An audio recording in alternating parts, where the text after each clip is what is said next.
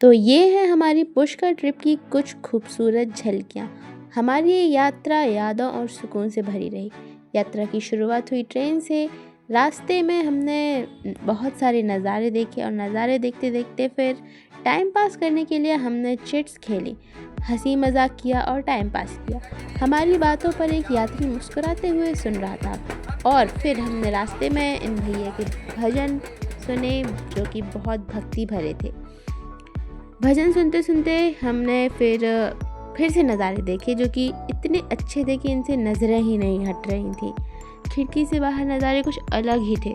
हरी भरी खेतियाँ, दूर दूर तक फैली अरावली की पहाड़ियाँ और आसमान में बदलते रंग। कभी कभी सफ़र के नज़ारे ही सबसे बड़ी कहानी कह देते हैं। क्यों, मैंने सही कहा ना। पुष्कर जाने के लिए हम सबसे पहले पहुँचे अजमेर जंक्शन पर। हम पहुंच चुके थे अजमेर, जहां से फिर हमें जाना था पुष्कर। पुष्कर जाने के लिए हमने बड़ी मेहनत और मशक्क़त करी गाइस। और फिर पुष्कर जाने वाले जो रास्ते थे वो प्रकृति से भरे हुए थे और वहां से निकलकर हम गुज़र रहे थे हसीन वादियों के बीच से। हर मोड़ पर ऐसा लगता था जैसे रास्ते हमें कुछ कहना चाहते हों, जैसे प्रकृति अपनी गोद में हमें समेट रही हो। सफ़र की सबसे बड़ी खूबसूरती यही है गाइस कि वो हमें पल पल जीना सिखाता है। आखिरकार हम पहुंच गए पुष्कर। यहाँ की झील का दृश्य इतना शांत और पवित्र था कि मानो सारी थकान एक ही पल में मिट गई हो। हमने वहाँ स्नान किया। इसके बाद हमने किए ब्रह्मा जी के दर्शन। आपको बता दें कि पुष्कर में ही है विश्व का एकमात्र ब्रह्मा मंदिर, इसलिए यहाँ का हर क्षण बहुत ही खास था। अगले ही दिन हुआ पावन पूजन। मंदिर की घंटियों की आवाज़, आरती की धुन और दीपों की रोशनी ने यात्रा को और भी दिव्य बना दिया था। पूजन के बाद हमने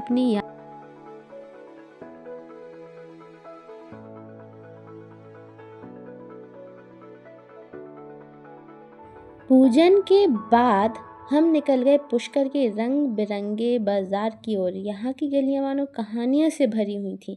बाजार की चहल पहल, मसालों की खुशबू और लोक गीतों की हल्की सी गूंज, ऐसा लगा मानो पूरा पुष्कर अपनी रौनक से हमें अपने रंग में रंग देना चाहता हो। इस सब के बाद हमने अपनी यात्रा जारी रखी और हम निकल गए रिंगस की ओर। रास्ता बड़ा ही आनंददायक था और हमने रिंगस के लिए पहले ट्रेन पकड़ी। ट्रेन पकड़ के स्टेशन पे हमने बंदरों की बड़ी टालम मटोली खिलखिली देखी और उसके बाद वहाँ से हमने खाटू श्याम के लिए एक छोटी सी कार करी और कार में गाना गाते हुए, हंसी मजाक करते हुए सफ़र का मज़ा ले रहे थे।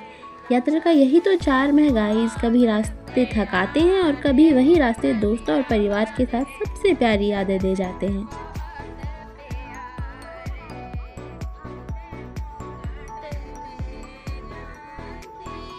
रिंगस से हम पहुंचे खाटू श्याम के दरबार और फिर हमने किए श्याम जी के दर्शन।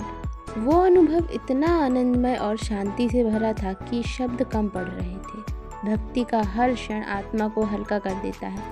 और गाइस, इतनी लाइन में लगने के बाद जब श्याम जी के दर्शन होते हैं तब तो सारी थकान, सारी परेशानियां हम सब भूल जाते हैं और जब उनके दर्शन होते हैं तब मानो वही क्षण, बस एक क्षण ऐसा लगता है कि सब वहीं थम जाए। श्याम जी के दर्शन के बाद हमने एक छोटी कार कर ली और चल पड़े सालासर की ओर। रास्ते में नज़ारों और ठंडी हवाओं का मज़ा लिया। सच कहूँ तो ये लम्हे हमेशा याद रहेंगे।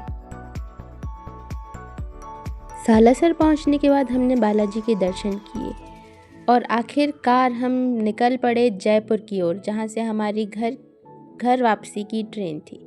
और आखिरकार हम ट्रेन से लौट पड़े घर की ओर। यात्रा पूरी हुई, यादें साथ रहीं और दिल ने बस यही कहा, सफ़र चाहे कितना भी सुंदर हो, असल सुकून तो घर लौटने में ही है। कि मैंने सही कहा ना गाइज़।